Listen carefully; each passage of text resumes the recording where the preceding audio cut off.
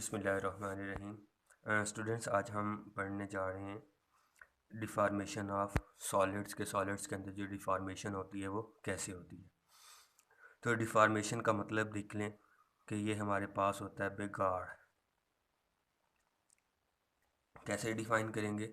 Any change produced in shape, length और volume when an external force is applied.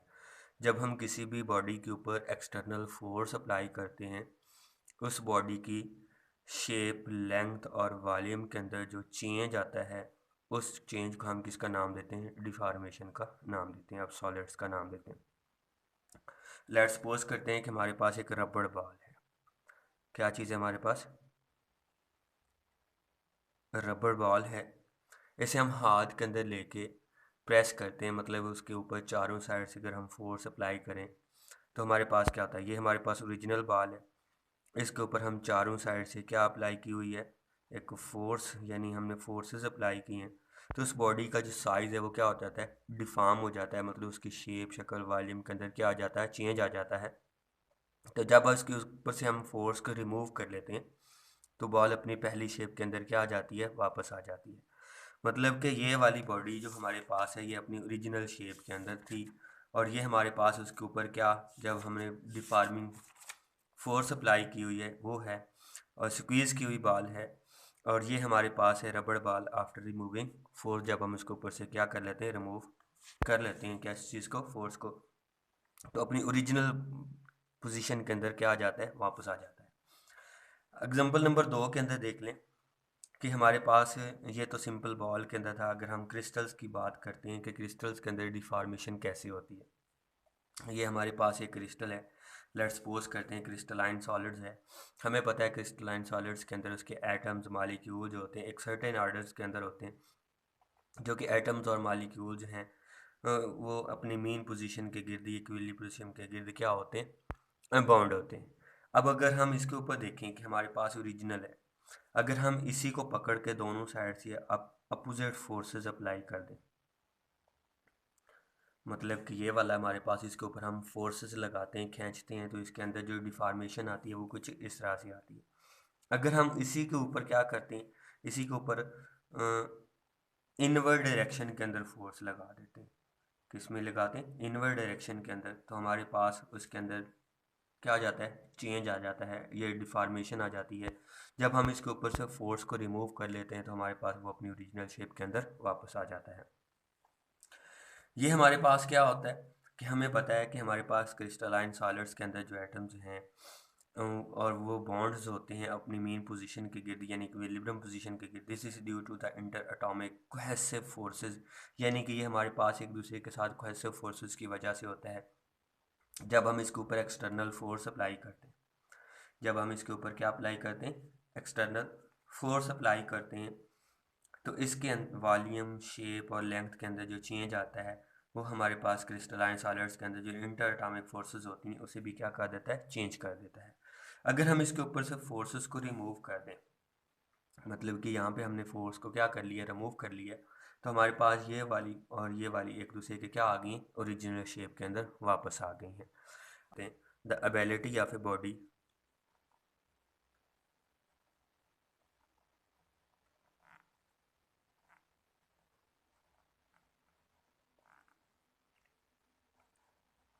to return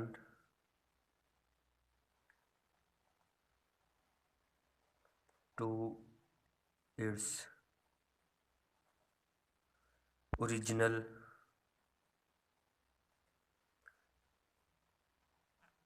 shape after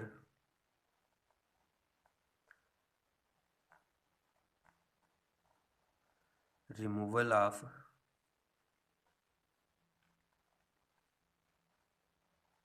external force. मतलब कि हमारे पास किसी भी body की वो एबिलिटी है, वो सलाहियत है, जब हम उसके ऊपर से डिफॉर्मिंग फोर्स को रिमूव कर लें और वो अपनी पहली पोजीशन के अंदर, यानी पहली शेप के अंदर क्या आ जाए? वापस आ जाए, तो उसे हम किसका नाम देते हैं? इलास्टिसिटी का नाम देते हैं।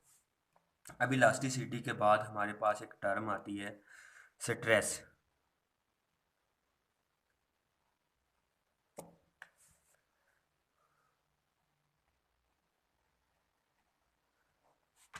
अब ये स्ट्रेस क्या होता है, हम किस तरह से इसे एक्सप्लेन करते हैं कि हमारे पास स्ट्रेस क्या है। फोर्स अप्लाइड ऑन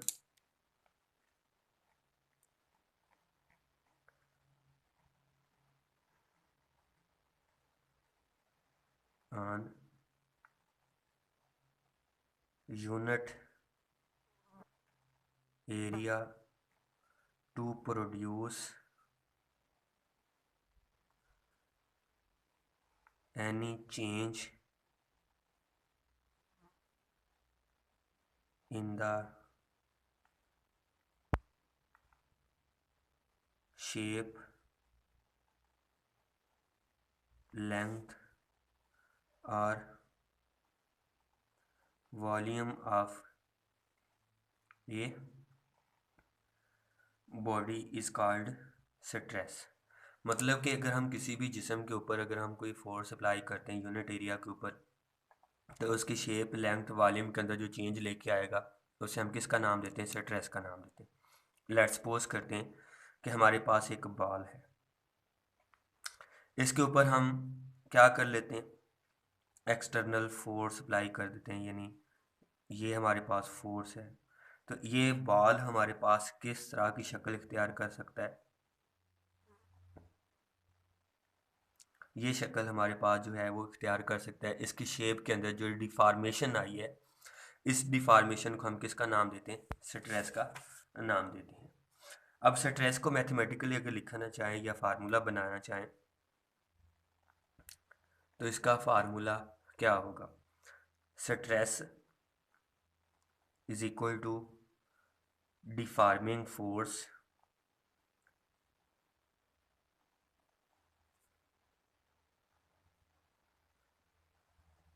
पर यूनिट एरिया, यानी कि स्ट्रेस को हम सिग्मा के साथ रिप्रेजेंट करते हैं, फोर्स को एफ के साथ और एरिया को ए के साथ। अब अगर हम इसका यूनिट लिखना चाहें, तो यूनिट हमारे पास फोर्स का होता है न्यूटन, एरिया का हमारे पास होता है मीटर स्क्वायर। तो ये हमारे पास आ जाएगा newton per metre square which is equal to pascal, जो कि हमारे पास किसके इक्वल होता है, पास्कल के होता है। अगर हम इसके डायमेंशन देखना चाहें, डायमेंशन देखें, तो डिमेंशंस हमारे पास इक्वल होते हैं किस चीज़ के, एम एल इनवर्स टी पर स्क्वायर, ये हमारे पास इसके क्या आ जाते हैं, डिमेंशंस आ जाते हैं। So it is the same dimension, same dimension as pressure. मतलब जिस तरह के हमारे पास प्रेशर का फार्मूला पास्कल है, न्यूटन पर मीटर स्क्वायर है, डिमेंशंस हैं, सेम हमारे पास स्ट्रेस की क्या है, वो सेम टू सेम आती हैं। अब हमारे पास आगे होती हैं टाइप्स।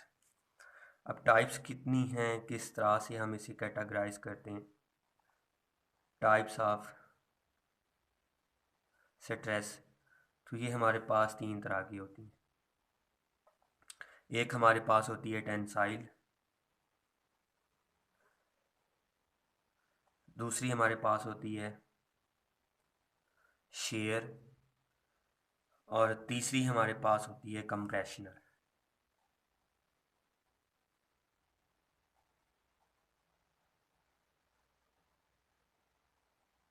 तीसरी हमारे पास होती है कंप्रेशनल।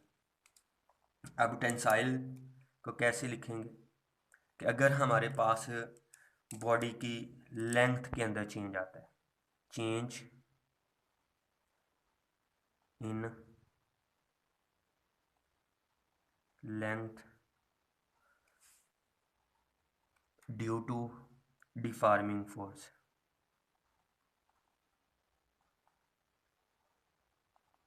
तो वो हमारे पास क्या कहलाती है, टेंसाइल स्ट्रेस कहलाती है। क्या कहलाती है, टेंसाइल स्ट्रेस कहलाती है।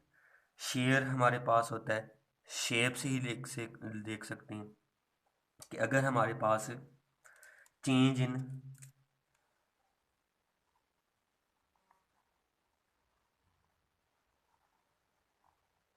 Shape due to deforming force है, उसकी वजह से शेप के अंदर जो चेंज आएगा उसे हम किसका नाम देते हैं, शेयर का नाम देते हैं। फिर हमारे पास है कंप्रेशनल, कि अगर हमारे पास चेंज आता है किसके अंदर, volume, change in volume due to deforming force, इस डिफार्मिंग फोर्स की वजह से जो हमारे पास चेंज आएगा वॉल्यूम के अंदर, उसे हम किसका नाम देते हैं, कंप्रेशनल या वॉल्यूमेट्रिक स्ट्रेस का नाम देते हैं। कितनी टाइप से हमारे पास, टेंसाइल स्ट्रेस, शेयर स्ट्रेस, और हमारे पास है कंप्रेशनल।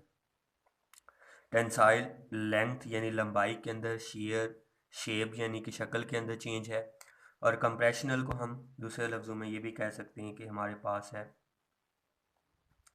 वॉल्यूमेट्रिक स्ट्रेस है। इसके बाद हमारे पास आती है स्ट्रेन। स्ट्रेन को देखते हैं कि वो क्या है। The measures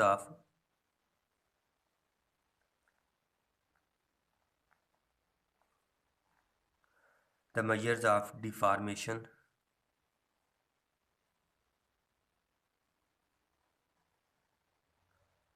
of a body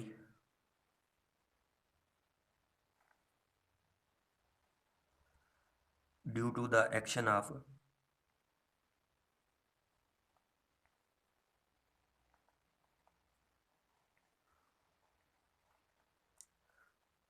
deforming force called as stress are known as strain. उसे हम किसका नाम देते हैं, स्ट्रेन का नाम देते हैं। अब स्ट्रेन के लिए अगर हम टाइप्स की बात करें तो इसकी भी 3 टाइप्स होती हैं। जैसे हमारे पास स्ट्रेन की स्ट्रेस की थी, तो सबसे पहले हमारे पास है टेंसाइल, या हम इसे कहते हैं लीनियर स्ट्रेन का नाम देते हैं।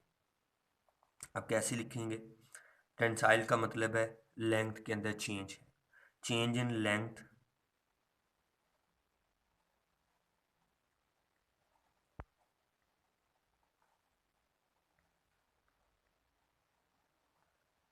पर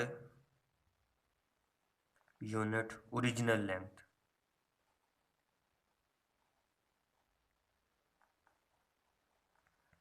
इसे हम किसका नाम देते हैं, टेंसाइल स्ट्रेन का नाम देते हैं। इसे हम रिप्रेजेंट करते हैं एप्सिल के साथ, और ये हमारे पास आ जाएगा change in length over original length. मतलब किस तरह से हम इसे रिप्रेजेंट कर सकेंगे, कि करते हैं कि हमारे पास अगर इतनी लेंथ का कोई भी रॉड है, इसके दोनों कॉर्नर के ऊपर हम खींचते हैं, पकड़ के फोर्सेस अप्लाई करते हैं, तो इसके अंदर हमारे पास जो चेंज आता है, ये फोर्स अप्लाई होने की वजह से इस मेजरमेंट को हम किसका नाम देते हैं, यहाँ से लेके यहाँ तक हमारे पास लेंथ के अंदर जो चेंज आया डेल एल बाई 2, और ये हमारे पास क्या उसकी टोटल लेंथ है। अब अगर हम इसका यूनिट बनाएं, तो यूनिट में देखें, नो यूनिट, कोई यूनिट नहीं है, क्योंकि हमारे पास change in length over original length, same quantities के दरमियान क्या है, रेशियो है। सेम क्वांटिटीज़ के अंदर ये क्या है, रेशियोज़ है, सिमिलरली हैं, और इसके अंदर हमारे पास नो डिमेंशन, किसी किस्म के डायमेंशंस भी नहीं होते, इसके किसी किस्म के कोई डिमेंशन नहीं है। फिर हमारे पास है वॉल्यूमेट्रिक स्ट्रेन।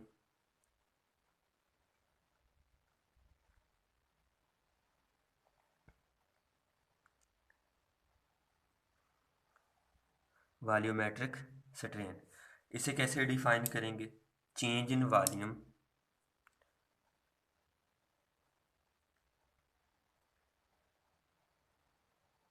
जिसे हम डेल वी के साथ लिख सकते हैं पर यूनिट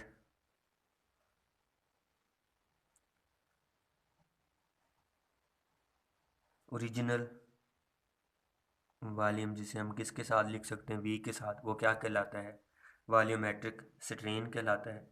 तो वॉल्यूमेट्रिक स्ट्रेन के लिए हमारे पास फार्मूला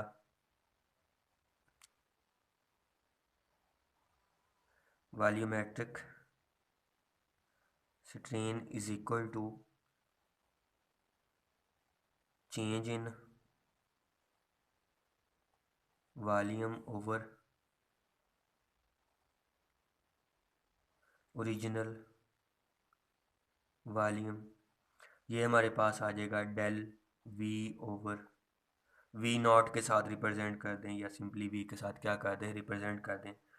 नो यूनिट, किसी किस्म का यूनिट नहीं है, और no dimensions, no units and no dimensions. अगर हम इसे रिप्रेजेंट करना चाहें तो किस तरह से रिप्रेजेंट कर सकते हैं, कि अगर हमारे पास कोई क्यूब शेप ऑब्जेक्ट है, क्यूबिक बॉडी है,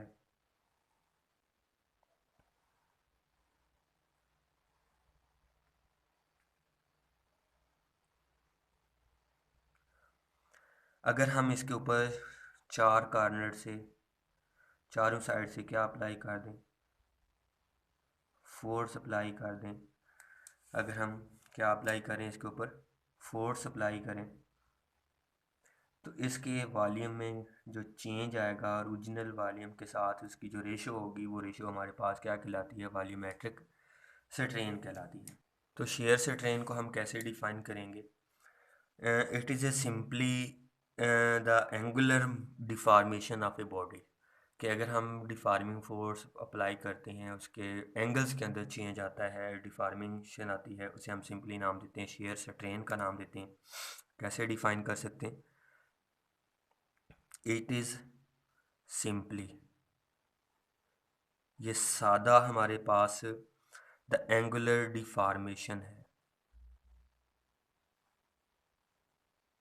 angular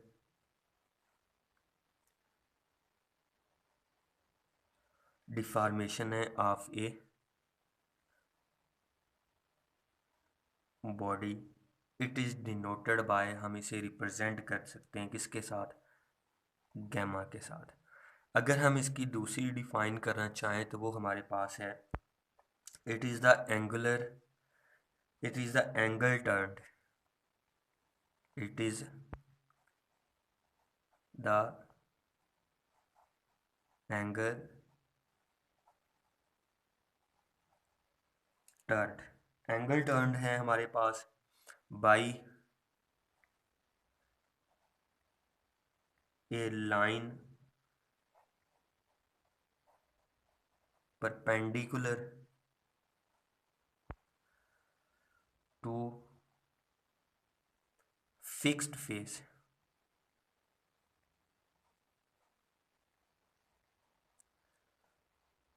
fixed face are known as, हमारे पास क्या कहलाती है, शेयर स्ट्रेन कहलाती है। मतलब कैसे हम इसे रिप्रेजेंट करेंगे, कि अगर हमारे पास क्यूब शेप ऑब्जेक्ट ही हो,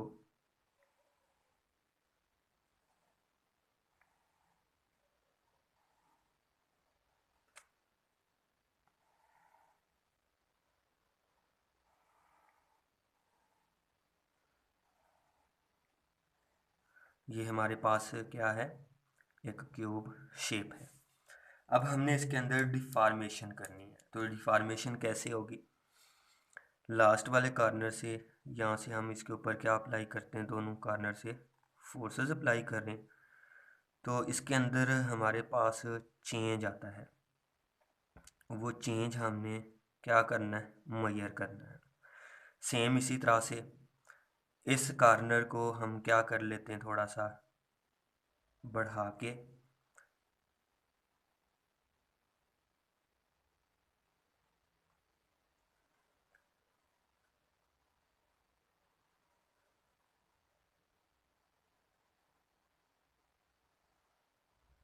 ये हमारे पास उसके अंदर जो क्या है, डिफॉर्मेशन है। इस डिफॉर्मेशन को हम किसका नाम देते हैं, शेयर स्ट्रेन का नाम देते हैं। दरमियान में बनने वाला एंगल थीटा कह लें, तो यहाँ से लेके यहाँ तक का ओरिजिनल फेज जो है उसका हमारे पास ए है, जो उसके अंदर चेंज आया, उस चेंज को हम रिप्रेजेंट कर सकते हैं किसके साथ, डेल ए के साथ। यानी यहाँ से लेके यहाँ तक जो चेंज है उसे हम सिंपली कह सकते हैं वो क्या चीज़ है, डेल ए है। अगर हम इसके ऊपर क्या अप्लाई कर रहे थे, दो अपोजिट फेसेस के ऊपर हम फोर्सेस अप्लाई करें, तो ये हमारे पास रिप्रेजेंट किया जा सकता है, होता है गैमा, जो कि del A over original A, जिसे हम सिंपली कह सकते हैं कि वो हमारे पास किसके इक्वल है, टेन थीटा के। For small value of angle theta, for small value of theta, जो टेन थीटा है वो नियरली इक्वल हो जाता है किस चीज़ के, थीटा के। तो हमारे पास टोटल रिलेशन जो है वो गैमा इज इक्वल टू किसकी इक्वल आ जाएगा, एंगल के। यही हमने डिफाइन की है कि एंगुलर हमारे पास टर्न है या मेजरमेंट है, angular deformation of a body, उसका हम किसका नाम देते हैं, शेयर स्ट्रेन का नाम देते हैं। आगे हमारे पास इलास्टिक कांस्टेंट्स हैं। अब इलास्टिक कांस्टेंट्स क्या होते हैं, इलास्टिक कांस्टेंट्स, तो सबसे पहले हमें यहाँ पे एक लॉ होल्ड करवाना है, वो हमारे पास है हुक्स लॉ। अब क्या कहते हैं हुक्स लॉ को, with in the elastic limit, with in the elastic limit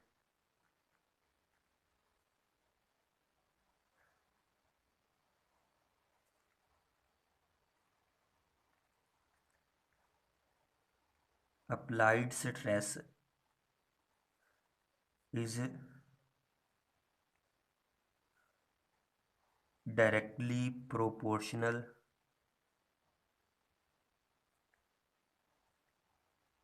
to strain produced। जो उसके अंदर स्ट्रेन प्रोड्यूस होती है उसके क्या होता है, डायरेक्टली प्रोपोर्शनल होता है। मतलब कि हमारे पास स्ट्रेस डायरेक्टली प्रोपोर्शनल है स्ट्रेन के, या फिर आप इसे सिंपली लिख लें कि stress is equal to constant into हमारे पास है स्ट्रेन, या हम ये भी लिख सकते हैं कि हमारे पास stress over strain is equal to constant. इसे हम किसका नाम देते हैं, हुक्स लॉ का नाम देते हैं, यानी कांस्टेंट का नाम देते हैं। और यही कांस्टेंट हमारे पास क्या कहलाता है, इलास्टिक कांस्टेंट कहलाता है। यही कांस्टेंट हमारे पास क्या कहलाता है, इलास्टिक कांस्टेंट कहलाता है। अगर हम इसके यूनिट्स की बात करें, तो यूनिट हमारे पास स्ट्रेस के लिए होता है न्यूटन पर मीटर स्क्वायर, इसका कोई यूनिट नहीं होता, तो हमारे पास नो यूनिट। तो इसके लिए हमारे पास यूनिट क्या बन गया, newton per metre square, which is equal to pascal, जिसे हम क्या कह सकते हैं, पास्कल कह सकते हैं। अगर हम इसके डिमेंशंस बनाएं तो इसके डिमेंशन भी वही हमारे पास क्या आ जाएंगे, स्ट्रेस वाले आ जाएंगे, कि हमारे पास स्ट्रेस क्या आती है, M L is equal to T square हो जाएगा। अब हमारे पास इसकी टाइप्स हैं, टाइप्स को देखते हैं कि वो कौन कौन सी टाइप्स हैं। तीन टाइप्स होती हैं, वो कौन सी टाइप्स हैं, तीन टाइप्स हैं, वो कौन कौन सी हैं। एक हमारे पास है यंग्स मॉडुलस, दूसरी हमारे पास है बल्क मॉडुलस, और तीसरी हमारे पास है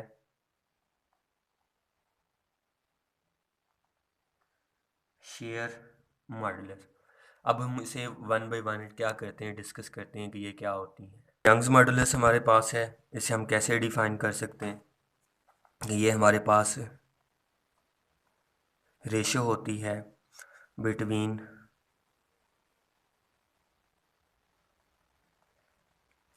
टेंसाइल, या फिर हम इसे सिंपली ये भी कह सकते हैं कि ये कंप्रेसिव स्ट्रेस,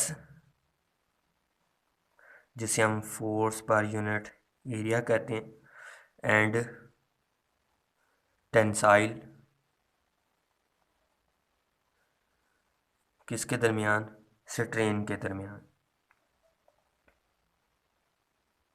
जिसे हम सिंपली लिख के है डेल एल ओवर एल के दरमियान जो रेशो होती है इसे हम सिंपली कह सकते हैं यंग्स मॉडुलस से रिप्रेजेंट किया जाता है वाई के साथ, और ये हमारे पास आ जाएगा टेंसाइल स्ट्रेस ओवर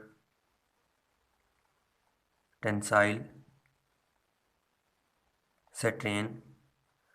तो वाई हमारे पास आ जाएगा Y force per unit area stress, change in strain आ जाएगा हमारे पास डेल एल ओवर एल, यानी हम इसे आगे रीअरेंज करके लिखें तो हमारे पास आ जाएगा एफ ओवर ए मल्टीप्लाई हो जाएगा हमारे पास L over del L.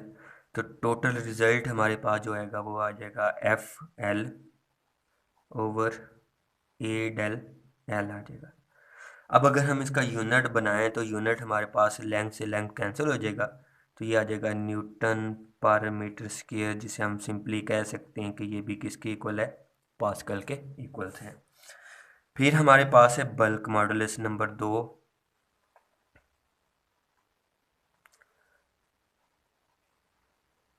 Bulk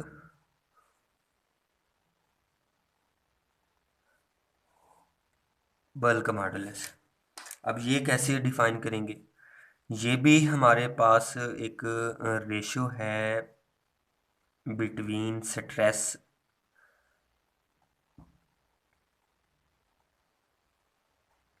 force per unit area to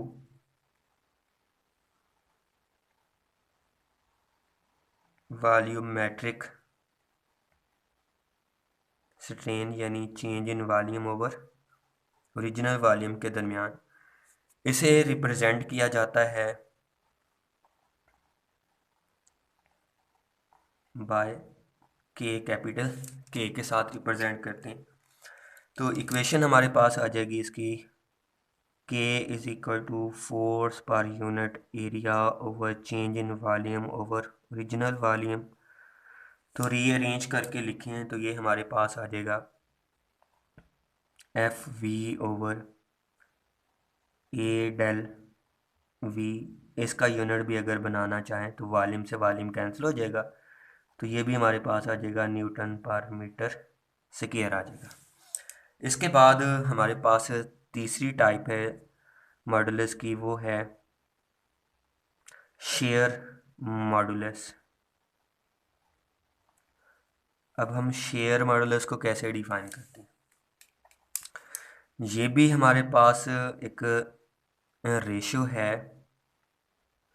between किसके दरमियान, शेयर स्ट्रेस